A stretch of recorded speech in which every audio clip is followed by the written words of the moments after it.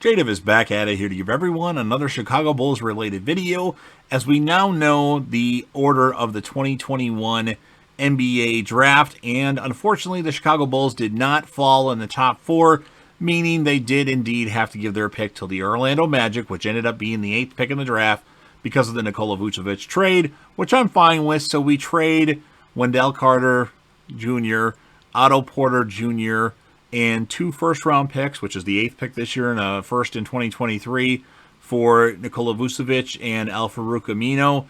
Don't like Amino, but or I said Amino, but Vucevic is an all-star. He's a double-double machine, and I think it's better to have him than the 8th pick of the draft and an injured Wendell Carter Jr. and Otto Porter Jr. I would like to have Otto Porter Jr. back, but the contract has to be like $5 million or something like that until he proves that he can stay healthy. So I just want to talk about the off-season moves that could be at point guard for the Bulls. I know a lot of you have your theories on what the Bulls were going to do. I was kind of hoping they would get the first pick so they could draft Cade Cunningham. Granted, that would have been a younger player and it might have taken them longer to get to where I want them to be, but it would have been the cheapest option and a lot of upside with Cade Cunningham. But that's not going to happen, so we can scratch that plan. I just wanted to mention one thing before I go into the people that I think the Bulls might look at. I was watching Game 2 of the Western Conference Finals between the Suns and the Clippers, and I saw Cameron Payne out on the court, who is now the starter because Chris Paul's in COVID protocols, and Cameron Payne is playing excellent. Where was that in Chicago? I mean, I guess we didn't give him enough time, or we didn't give him enough, time to start. I remember we traded Taj Gibson and Doug McDermott for Cameron Payne and somebody else, maybe a couple other players, and Payne really never got a shot with Chicago, but it sounds like he had to go overseas. Nobody would sign him, so he had to really improve his game and really practice at it, and it's good to see Cameron Payne on the floor playing really well. Of course, doesn't hurt when you're playing with Chris Paul, and you can learn from the best. So props to Cameron Payne. Where was that in Chicago? In any event, let's talk about the possibilities for the Bulls this upcoming offseason at point guard. I'll start it off with a guy who's been rumored a lot lately. I'm on a no for this guy, and there's a couple reasons why, and that would be Spencer Dinwiddie. He is good. Bulls have had him before and just cut him. His really good season was a season with the Nets where nobody was playing with the Nets. He was like, it was a bunch of no-names on the Nets. Now, granted, he could be that player, but I don't think he's going to average 20 points with the Bulls. He's only getting like 3 to 6 assists a game, depending on what season it is. And I think the Bulls need a guy that facilitates a little bit better than that. And plus, he's coming off of a major injury, which I'm a little skeptical on. The contract for him would have to be really small for me to even consider it. Even a deal like 3 years at $54 million, 18 per million, or 18 million per season, that's even too much in my opinion for a guy that's only had one really solid season. He's a good player, but I think of him more as a role player that would be on the bench for the Bulls rather than a guy. I mean, if you put him at point guard, do the Bulls become a championship team? No, in my opinion. No offense to Spencer Dinwiddie, but I don't think that's the case. So I would have to pass on Spencer Dinwiddie unless we strike out at every other player that we could potentially go after. Then maybe we can consider it, but it would have to be a short deal for a lower annual amount per year. Maybe 3 years, 45 million, 15 per. I could see that possibly, but even then I'm a little concerned with that injury history, missing the whole season. Well, just about all of it. So Dinwiddie, a lot of you want that to happen. I guess if we strike out on every other option, that could be a possibility for us. Next up is a guy who's not a free agent until after this season, or this upcoming. He's got one more year left on his contract, and I think it could be a good trade scenario for us, and that would be Marcus Smart. We need a guy that can play point guard. Well, he can play combo guard, essentially, that can play defense and facilitate. Marcus Smart can do that. For whatever reason, on Boston, they're only using him in certain situations, and I think he should be used a lot more. If I were the Bulls, I'd start him right away. Boston's been having him come off the bench and using guys like Kemba Walker, Terry Rozier, and I think Smart could be like the Chris Dunn. I always mention Chris Dunn because I really liked Chris Dunn. The Chris Dunn that can play defense, but actually make open threes and whatnot. So Marcus Smart would be nice. It would be a trade scenario. I don't even know if Boston would make him available, but I think they want to give their money to guys like Jason Tatum and Jaylen Brown. And it could be a trade scenario like Tomas Satoransky and Ryan Arcidiacono and like maybe a second-round pick for Smart. They might not do that because it doesn't really benefit them at all unless they like second-round picks. Or a sign-in trade with Lauri Markkanen where you just give Markkanen to the Celtics for 1 year, $14 million, and then you acquire Marcus Smart for the $14 million that he's owed for the next season. So I guess that could work. At least we get something for Markkanen, although I have him in another trade solution or trade scenario that I'll talk about shortly here. But I wouldn't mind Marcus Smart because I know what he can do on the floor. He can play solid defense, really get in the heads of other players, and he can hit shots when need be. Not a huge scorer, but he certainly can score double figures, and he can do assists. So Marcus Smart, I would rather have him than Spencer Dinwiddie. And his contract is only $14 million a season. Of course, we'd only have him for 1 year, and then who knows what. Next up, Mike Conley. So this is another player that's coming off of an injury. He's injured all the time. He was on the All-Star team this year, which was shocking. His first All-Star appearance for the Memphis Grizzlies. But Conley, to me, he's 33, I think? I don't know what you pay this guy. If he wants a deal like $30 million per season, I'm sorry. I'd probably have to hold on to our money for that. If he wants a more like a 2-year, $40 million deal, I could consider that. But with the injury history, it's kind of up in the air. Now, Mike Conley can play good defense, and he can score a little bit here and there. But I'd rather have a better and younger and more of a long-term option. And Conley, I think, is more on the downside of his career. This is like his last good year, and then there's going to be kind of a low point, and I don't know how low he'll go. And he could have a couple more decent seasons, but then you're getting into a role player being on the team. But it would be another All-Star because Conley did make the All-Star team this year. So I'm kind of a 50-50 on Mike Conley. If we get him for a relatively inexpensive contract, I know he's going to have to get paid something, but $20 million per season, I would be okay with that. If he wants $30 million or more, we'll go after somebody else or save our money for a Zach LaVine extension. So Mike Conley, again, I'm kind of in the middle with that one. I'd probably say no, though, because I think there's other guys I want a lot more than Mike Conley. All right, let's address the elephant in the room, Derrick Rose. I would love to have Derrick Rose back on the Chicago Bulls. The problem is he's not going to be our starting point guard. In my opinion, he would be a great sixth man for the Chicago Bulls, which we do need right now, especially if Coby White isn't going to play right away starting this next season. He had shoulder surgery, and he's going to be out for a while. He might not even be healthy until October, which means he'll probably need a month or two to get back into playing shape, or at least scrimmage and all that in practice. Derrick Rose would not be our starting point guard, but I could see him be a good sixth man. But the problem is, how much money does Derrick Rose want? I mean, we don't have a lot. I'm not going to play Derrick Rose $30 million. I'm not even going to play Derrick Rose $20 million. I would pay Derrick Rose probably like a 2-year, $18 million, give him $9 million a season, but that would just strictly to be our sixth man. And I just don't know if now is the time to bring Derrick Rose back. And I don't think Arturas Karnisovas is going to welcome all these old Bulls back into town. I don't think he cares. I'm sure it would be great to have Derrick Rose back, but I'm not positive that that's a thing that he would do, unlike John Paxson, who tried to bring in every Bull possible that he could bring back to the organization, like Scottie Pippen and other players like Justin Holiday. Well, Holiday wasn't on the tail end of his career, but they brought him back, and they are possibly looking at him again. So we'll see what happens. But Derrick Rose, again, it would be nice. He could replace Coby White until Coby White comes back. But other than that, there's probably going to be a lot of other teams that are sending offers out to Rose, especially with Tom Thibodeau in New York.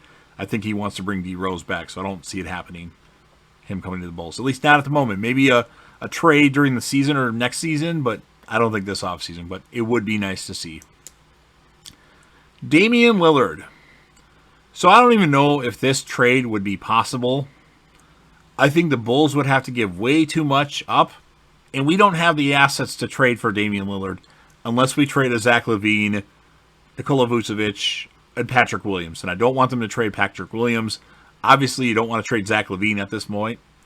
Vucevic, I would be open to that, depending on who we got back. We need to get another center, but I don't see it happening. They're not going to give him away. There's another trade scenario where the team might give a player away to a certain degree with a little bit back in return, but I don't think we have enough to trade for Damian Lillard. Even if we sign and trade with Lauri Markkanen, we have to offer Kobe White in that deal, our 2025 first-round pick, and then what?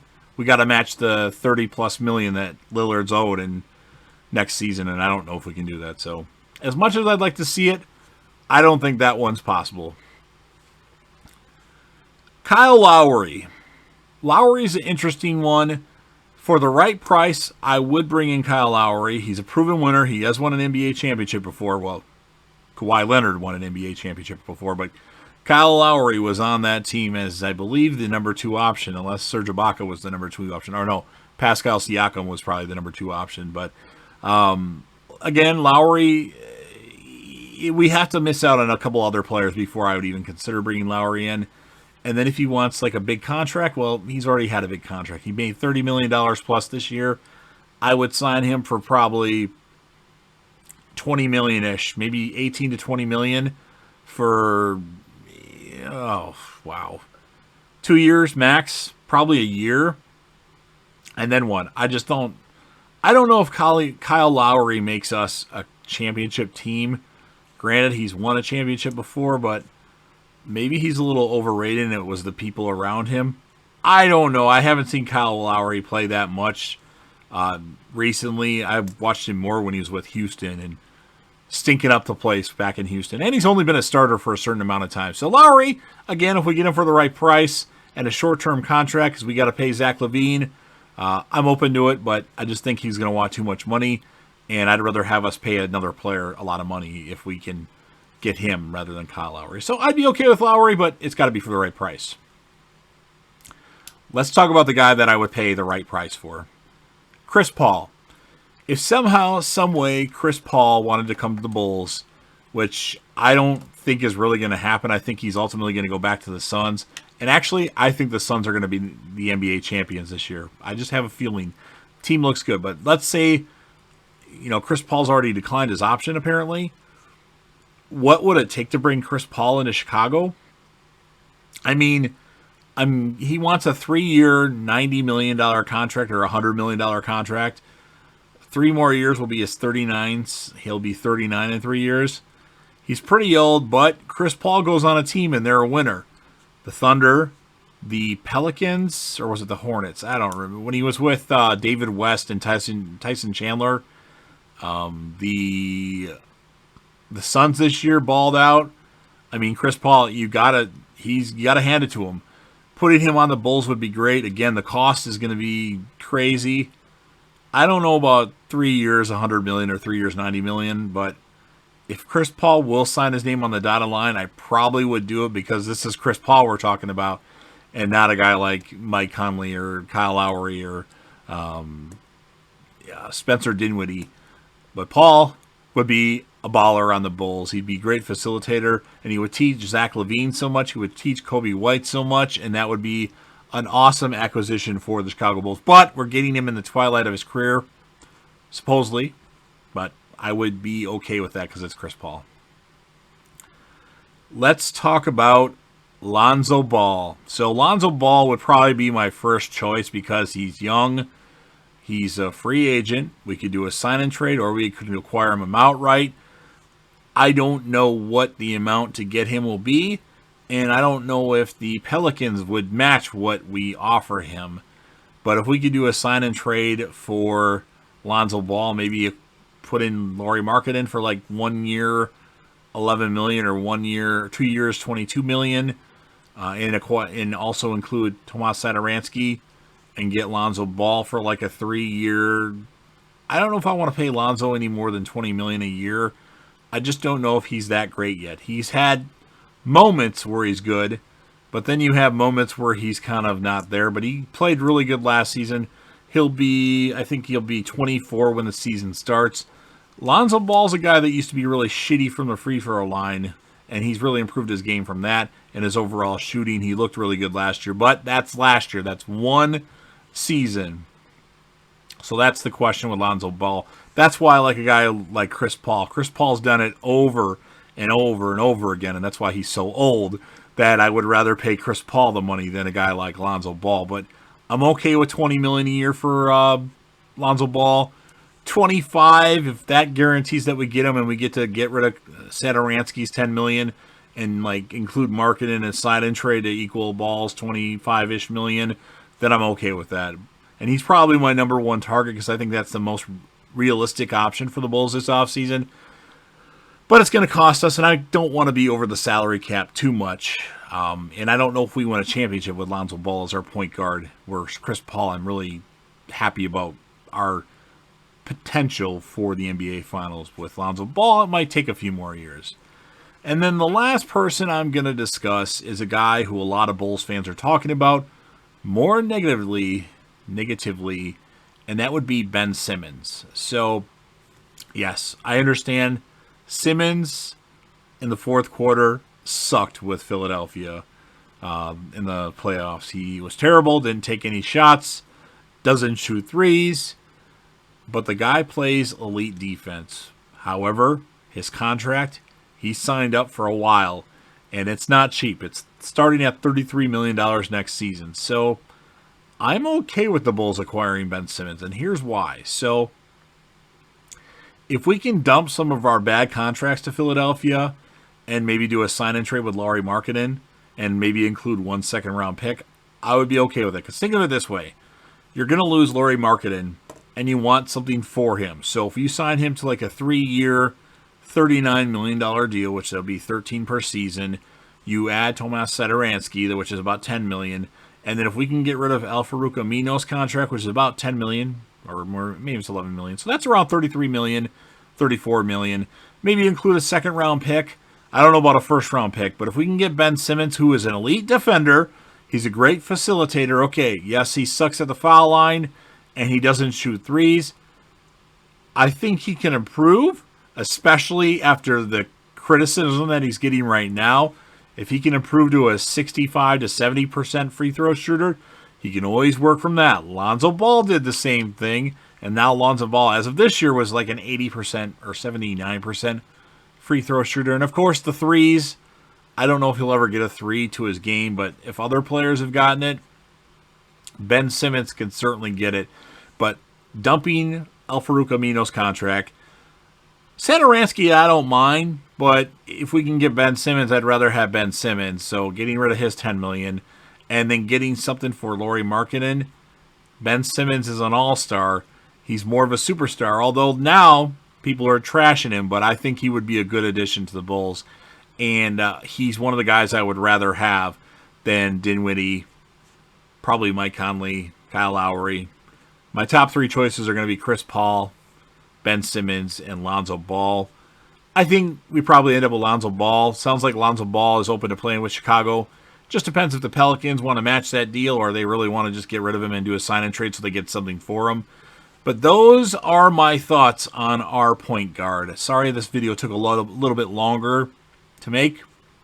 I procrastinated, and I apologize for that. I want to talk more about Cade Cunningham, but then I just decided to wait till draft order night to see if the Bulls are going to get Cade Cunningham or get a high pick where they might be able to trade up somehow, some way, and get Cade Cunningham, and that's not going to be the case. So let me know your thoughts in the comments section. If there's any players that I missed, you can certainly include that. I know there's some lesser-known players that the Bulls could probably try out at point guard, but these are like the main ones. Again, I don't think we have a chance at Damian Lillard because that deal would be too crazy to get Damian Lillard unless we sign and trade Markkanen, include Patrick Williams or Kobe White, and then our 2025 first. And then you still don't even have the numbers match. We probably have to throw in Satoransky, maybe Thaddeus Young, and I don't know. That's just too much. So let me know your thoughts in the comments section. If you're a fan of the Chicago Bulls, smash that like button. We know we want another championship for the Bulls. Their 7th championship. We're waiting on it, and it's going to come soon. If you know anybody that would be interested in this, you can go ahead and share the video with them.